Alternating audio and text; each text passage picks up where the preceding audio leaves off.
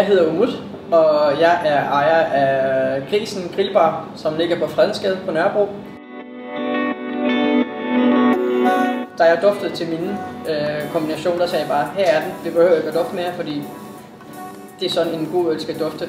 Vores øl taler til, om man er 90 eller 16 eller 13.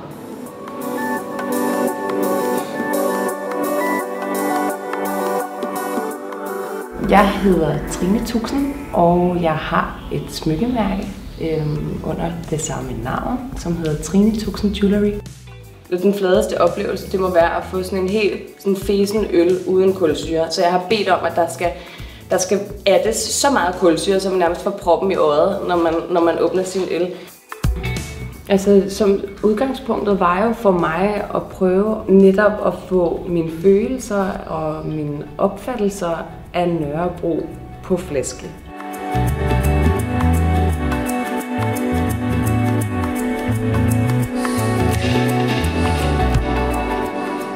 Jeg er Mads fra Tautomat og bor nogle gange her på taget af vores skraldeskur midt på Nørrebro.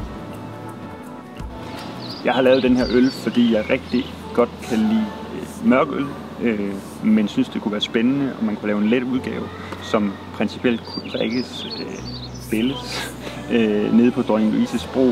Prøv at se en artsvariation, der er på Nørrebro. Selv sommerfuglene elsker at være her.